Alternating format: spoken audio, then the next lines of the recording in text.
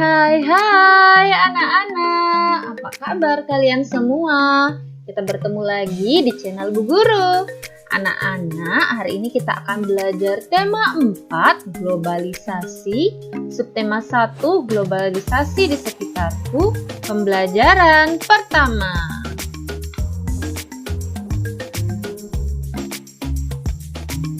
Kita berada di era globalisasi. Nah, dapatkah kamu menyebutkan dan menjelaskan fakta tentang globalisasi yang ada di sekitarmu? Amati berbagai produk yang ada di sekitarmu.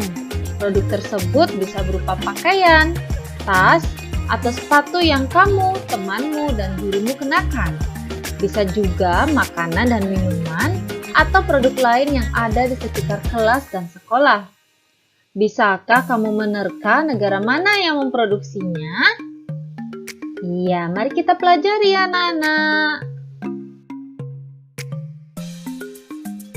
Anak-anak, berikut adalah peta persebaran beberapa produk dan negara asalnya. Ada batik dari Indonesia, karpet dari Turki, boneka dari Tiongkok, mobil dari Jepang, jam tangan dari Swiss, susu dari Selandia Baru. Nah, globalisasi memungkinkan beragam produk tersebut dari negara lain dapat kita temui. Kita bisa menemui berbagai makanan dari negara lain seperti pizza, jam tangan, atau boneka dari negara lain. Produk Indonesia juga bisa ditemui di luar negeri, misalnya seperti gambar tadi adalah batik. Perkembangan komunikasi dan transportasi menjadikan barang-barang tersebut mudah ditemui di negara lain. Globalisasi. Globalisasi berasal dari kata globe yang berarti dunia. Secara harfiah, globalisasi dapat dikatakan sebagai proses mendunia. Sedangkan secara umum, globalisasi adalah proses mendunianya suatu hal sehingga batas antar negara menjadi hilang. Adapun faktor-faktor pendorong terjadinya proses globalisasi antara lain perkembangan teknologi informasi dan transportasi, meningkatnya kerjasama internasional, kemudahan transportasi, serta ekonomi terbuka. Nah, adapun ciri-ciri dari globalisasi antara lain terjadinya kemajuan dan perkembangan teknologi dalam berbagai aspek. Contohnya saja dengan kehadiran internet yang memudahkan komunikasi antar satu sama lain menjadi lebih efisien. Yang kedua, terjadinya kerjasama ekonomi antar negara di dunia yang menyebabkan adanya ketergantungan antara pasar dan produksi ekonomi negara.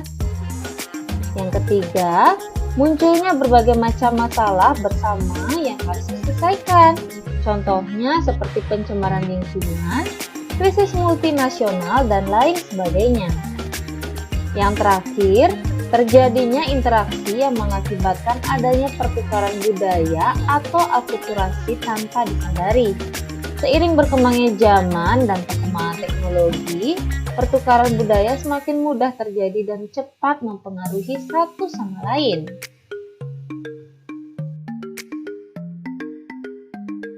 Anak-anak, pada era globalisasi ini, Indonesia juga melakukan kerjasama dengan negara lain, termasuk dengan negara-negara ASEAN. Nah, bagaimana peran Indonesia dalam kerjasama di bidang sosial budaya dengan negara-negara ASEAN? Mari kita simak terlebih dahulu bacaan berikut ini. Menlu Hillary Clinton promosikan angklung ke dunia. Menjelang akhir pertemuan ke-44 Menteri Luar Negeri ASEAN, tepatnya pada tanggal 22 Juli 2011 malam di Hotel Nusa Indah Bali, diselenggarakan acara makan malam. Acara tersebut dihadiri lebih dari 50 Menteri Luar Negeri. Tampak Menteri Luar Negeri Amerika Hillary Clinton dan Menteri Luar Negeri dari negara-negara ASEAN, China, Rusia, Uni Eropa, peninjau dan tamu dari berbagai negara lain. Tentu saja, berbagai makanan tradisional dihidangkan dan berbagai kesenian daerah ditampilkan, seperti tari-tarian tradisional Jakarta, Bali, dan Aceh. Sebagai acara puncak adalah penampilan angklung interaktif oleh Saung Mang Ujo. Semua hadirin dibagikan angklung berbagai tangga nada, kemudian memainkannya bersama-sama dengan dipimpin oleh Dael Ujo. Tampak semua undangan berbahagia. Mereka dihadiahi angklung yang baru saja mereka mainkan sebagai tanda mata dari Indonesia. "It's for you, a souvenir from Indonesia," kata Dael Ujo sang komandan. Malam yang berkesan itu sangat membantu dalam menciptakan iklim yang kondusif. Malam tersebut membuat pertemuan para menteri luar negeri ASEAN dan berbagai pertemuan bilateral lainnya berlangsung sukses. Foto Ibu Hillary Clinton pun menghiasi berbagai surat kabar di dunia. Berkat angklung, Bu Hillary Clinton pun menjadi duta Indonesia. Oke, anak-anak, setelah kita membaca bacaan tadi, sekarang mari kita diskusikan beberapa hal terkait bacaan tadi. Bagaimana bentuk kerjasama Indonesia dengan negara-negara Asia Tenggara di masa globalisasi ini? Iya, berdasarkan bacaan tadi, bentuk kerjasama Indonesia dengan negara-negara Asia Tenggara diantaranya kerjasama pertemuan Menteri Luar Negeri ASEAN. Bagaimana peran Indonesia dalam kerjasama tersebut? Dalam pertemuan ke-44 Menteri Luar Negeri ASEAN, Indonesia berperan sebagai tuan rumah. Bagaimana peran angklung dalam acara tersebut? Angklung membantu menciptakan iklim yang kondusif. Hal ini membuat para tamu undangan terlihat bahagia dan senang, sehingga pertemuan para menteri luar negeri ASEAN dan berbagai pertemuan bilateral berlangsung sukses.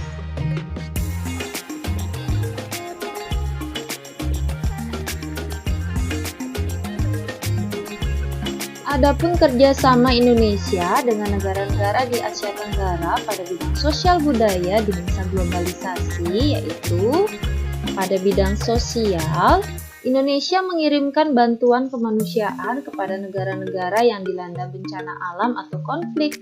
Contohnya, Indonesia mengirimkan bantuan kemanusiaan untuk korban topan Haiyan di Filipina, dan Indonesia juga memberikan bantuan untuk para pengungsi di Rakhine State di Myanmar. Pada bidang budaya, Indonesia turut berperan aktif dalam kegiatan kebudayaan ASEAN, misalnya mengirim tim kesenian untuk mengikuti dan mempromosikan kesenian dan budaya Indonesia ke berbagai negara di dunia, mengundang seniman dari negara tetangga untuk mengadakan pentas seni di Indonesia, serta menyelenggarakan festival dan pekan film. Tahukah kamu listrik mempunyai peranan penting di era globalisasi? Bagaimana produksi listrik di era globalisasi ini? Ayo kita diskusikan bersama. Kita sering mendengar bahwa abad 20 merupakan abad globalisasi. Berbagai peristiwa dari berbagai belahan dunia dapat kita saksikan langsung melalui layar televisi pada jam, menit, atau bahkan detik yang sama. Kita dapat berhubungan dengan sanak saudara, kerabat, atau sahabat yang berada di negara lain dengan mudah. Kita seakan hidup dalam satu desa yang sangat besar. Pembangkit listrik tenaga air. Listrik memiliki peranan penting di era globalisasi. Tidak dapat dipungkiri bahwa globalisasi terjadi karena perkembangan teknologi di berbagai bidang yang didukung oleh peran listrik sebagai sumber energi di dalamnya. Dengan ditemukannya televisi, komputer, dan telepon genggam, arus informasi kemudian menyebar dengan begitu cepat ke berbagai negara di berbagai belahan dunia. Kebutuhan akan listrik kemudian menjadi suatu hal yang harus dipenuhi bagi semua negara di era globalisasi saat ini. Listrik dihasilkan di pusat pembangkit menggunakan beragam sumber energi. Pada pembangkit listrik tenaga air atau PLTA, air dari waduk atau sungai masuk melalui pintu yang diatur oleh katup pengaman. Air kemudian masuk ke tangki pengaman tekanan. Air di dalam pipa pesat mengalirkan dan mengarahkan air ke turbin melalui katup pengatur tekanan untuk mendapatkan tekanan energi yang besar. Energi potensial air kemudian menggerakkan turbin. Energi gerak tersebut kemudian diubah menjadi energi listrik oleh generator. Energi listrik dari generator kemudian diatur kapasitas tegangannya dan dialirkan oleh transformer. Energi listrik kemudian dibagikan ke konsumen oleh saluran transmisi. Komponen utama pada semua pembangkit energi listrik adalah turbin dan generator. Turbin tersebut harus bergerak untuk menghasilkan energi gerak yang kemudian diubah menjadi energi listrik oleh generator. Energi penggerak turbin selain dari aliran air juga bisa didapat dari angin, panas bumi, dan sumber energi lainnya. Adakah sumber energi di daerahmu yang bisa digunakan sebagai pembangkit energi listrik?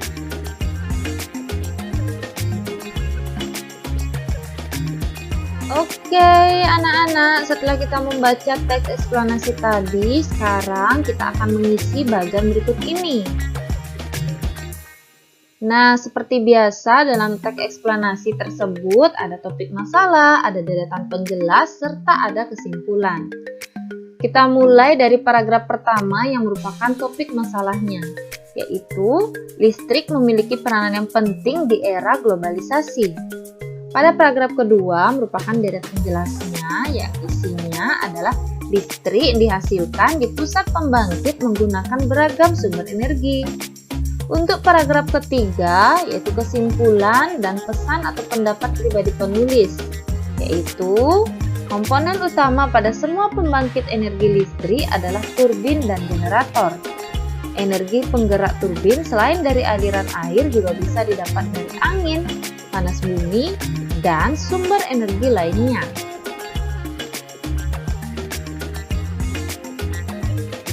Kamu telah memahami tentang proses menghasilkan energi listrik dengan komponen-komponen utama pada pembangkit tersebut. Komponen utama pada semua pembangkit energi listrik adalah turbin dan generator atau dinamo. Turbin tersebut harus bergerak untuk menghasilkan energi gerak yang kemudian diubah menjadi energi listrik oleh generator atau dinamo. Pada pusat pembangkit dari waduk-waduk besar, energi listrik yang dihasilkan juga sangat besar dan mampu memenuhi kebutuhan listrik warga di banyak wilayah. Di daerah pedesaan yang belum terjangkau aliran listrik dari pemerintah, warga terkadang membuat pembangkit listrik secara mandiri dengan memanfaatkan aliran air dari sungai atau air terjun yang ada di daerahnya. Pembangkit tersebut tentunya menghasilkan energi listrik yang hanya cukup untuk memenuhi kebutuhan listrik warga sekitar saja. Pembangkit listrik tersebut dinamakan pembangkit listrik mikrohidro yang memanfaatkan sumber energi alternatif dari aliran air yang ada di lingkungan sekitar. Nah, anak-anak, sekarang amati gambar pembangkit tenaga listrik mikrohidro berikut.